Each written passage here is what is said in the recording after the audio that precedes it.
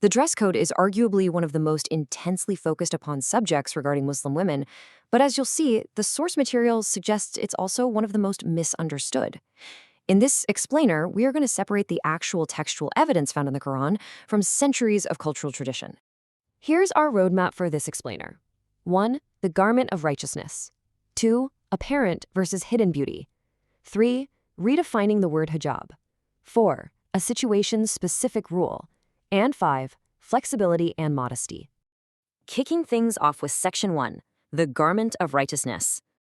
Okay, let's actually dive into the foundational philosophy here, right as it's laid out in the text. Before getting into any physical rules, the source material sets a really profound spiritual baseline. Verse 726 explicitly says, "O children of Adam, we have provided you with garments to cover your bodies, as well as to adorn you. But the best garment is the garment of piety or righteousness." The text makes a beautiful distinction here. While physical clothes are obviously meant to cover and adorn our bodies, enveloping yourself in righteous and pious conduct, that is the ultimate standard. The primary focus is actually on character, not just cloth. Moving right along to Section 2, apparent versus hidden beauty. So, shifting from the philosophical stuff to the actual physical guidelines, the text gives us some very specific boundaries.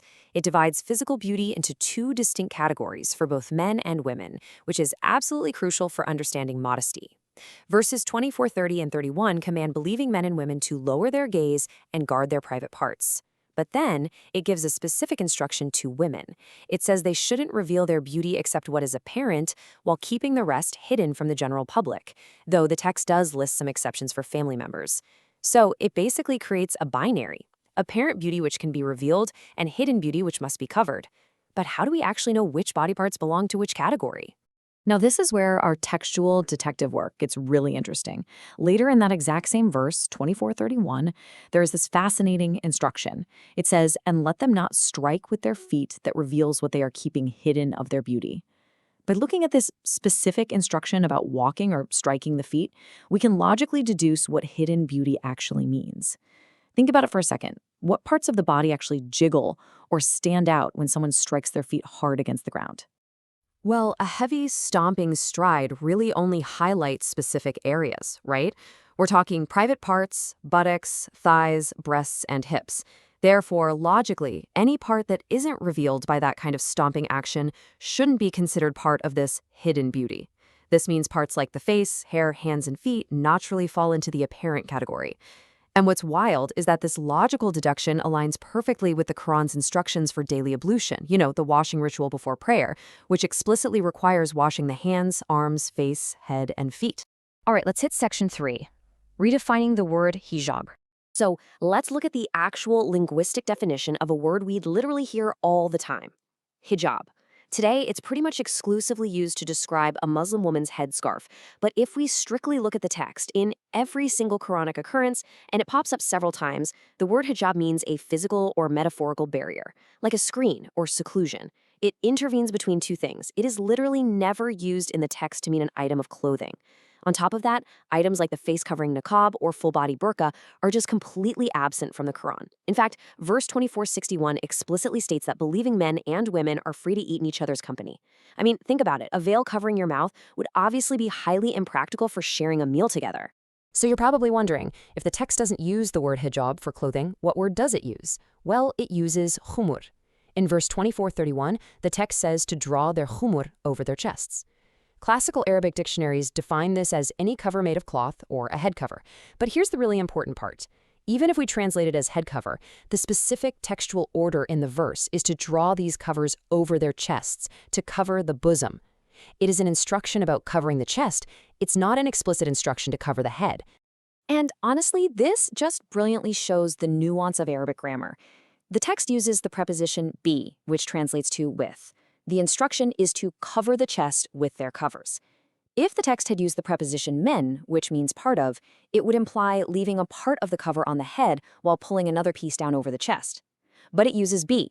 The focus is entirely on ensuring the chest is covered with the fabric. Next up is Section 4, a situation-specific rule. Let's tackle a highly debated verse about outer garments and see how the text actually reveals it to be a situation-specific emergency measure rather than some timeless mandate. Verses 33:58 through 60 are so often quoted as this universal rule for women to be fully covered in heavy outer garments at all times. The text says to lengthen or draw near over themselves their outer garments so they are recognized, so not harmed. But if we read the verse immediately right before and right after this line, the immediate context clearly shows this was a situational modification.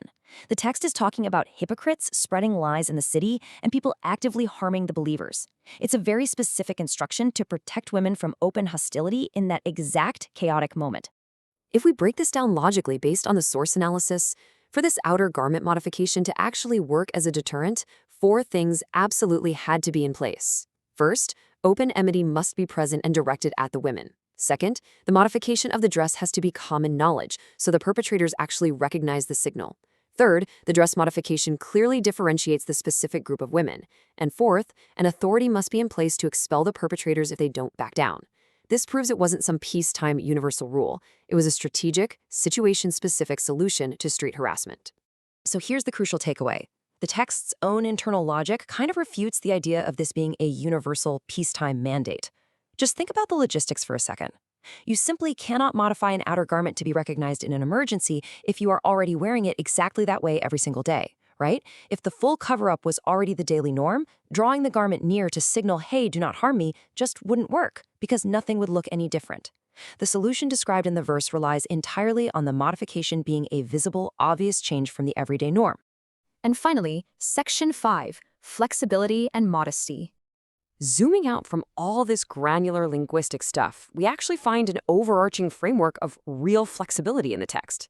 Look at verse 2460, which deals with etiquette inside the household. It says, "And the women who are past childbearing and who do not seek to get married have no sin upon them if they discard their garments, provided they do not show off with their beauty." The Arabic word used here is thiyab, which refers to ordinary clothes or gowns.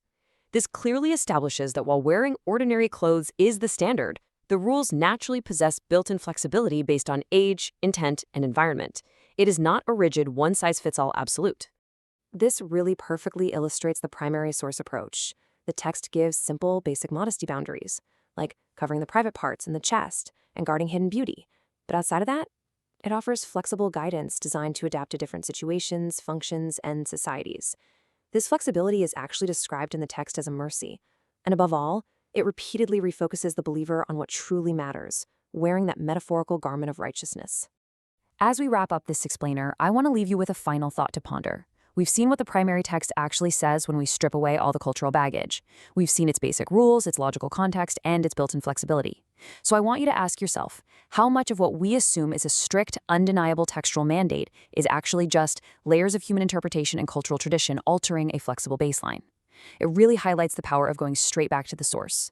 Thank you so much for joining me on this textual investigation.